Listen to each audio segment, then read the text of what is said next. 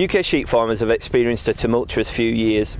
High lamb prices were replaced by a tough 2012 and a severely cold start to 2013.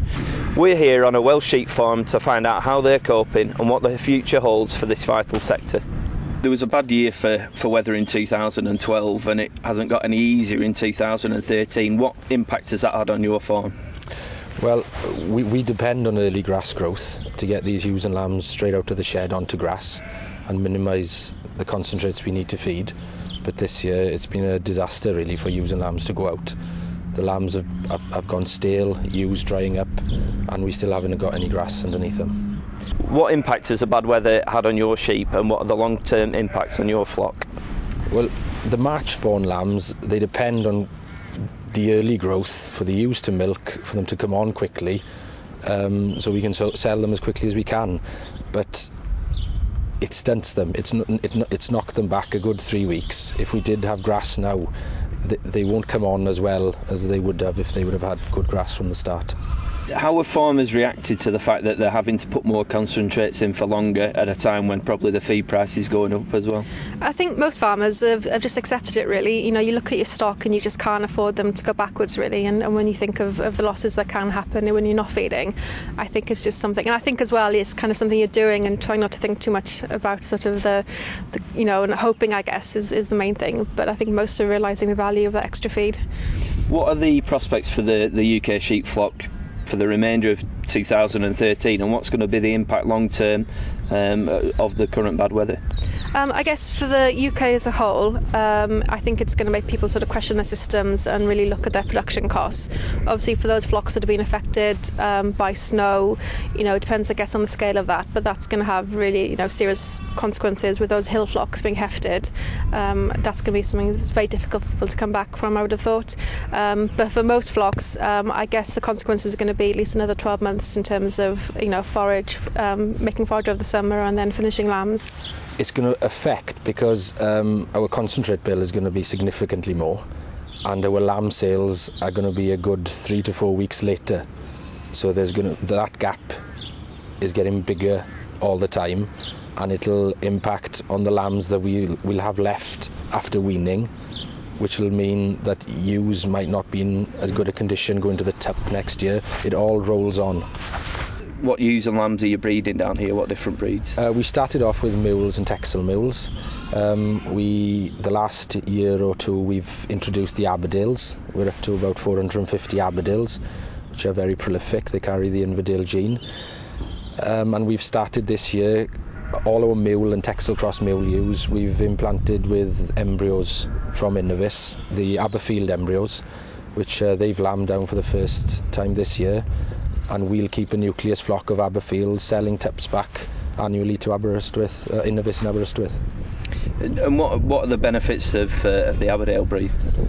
The benefits to us is the volume of lambs they produce easily really, and we tip them on the roughest ground we've got, which opens out all the reseeds then to finish any lambs that we've got left.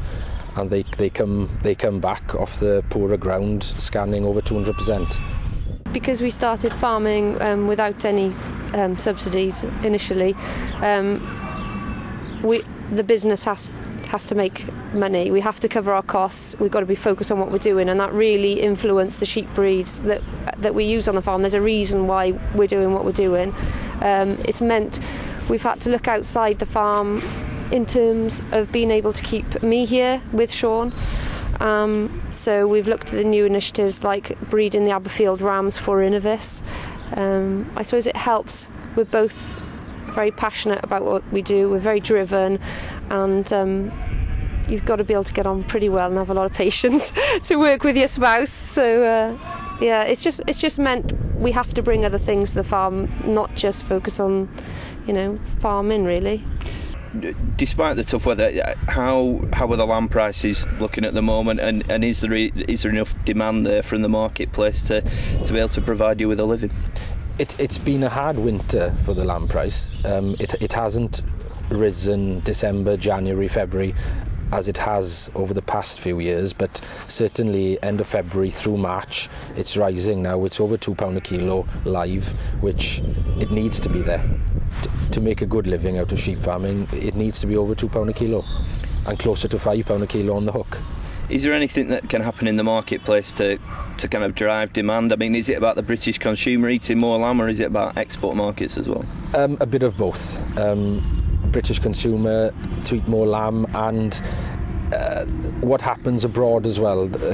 Countries like New Zealand, depends on the spring they have. If they have a hard spring, they're short of lamb and they haven't got as many lambs to export. It's a bit of both. It's a fine balance.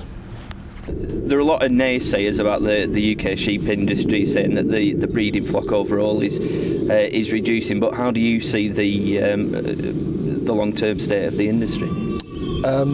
If the lamb price stays where it is at the moment, around the £2 a kilo, there's a strong demand for lamb, and it'll be a thriving business to be in. But this year, with the weather, it's all weather dependent. The Welsh hill flocks have had a hammering this year with the weather.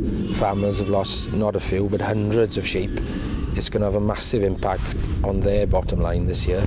And we thought we'd had it bad here, but it's nothing compared to what the North Wales farmers have had. One of the good things on the horizon is, as increasing sale prices kick in, the sort of traditionally cheap meats, the sort of the poultry and the pork, is going to become more expensive.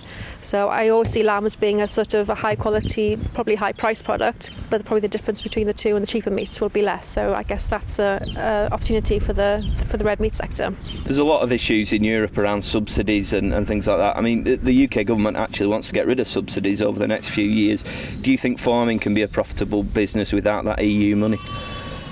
It's profitable if we get the right amount for our lamb, and this year it's back up to where it needs to be now, but for the majority of the tail end of the year it's been too low, and that extra money coming into farms is needed to sustain the business.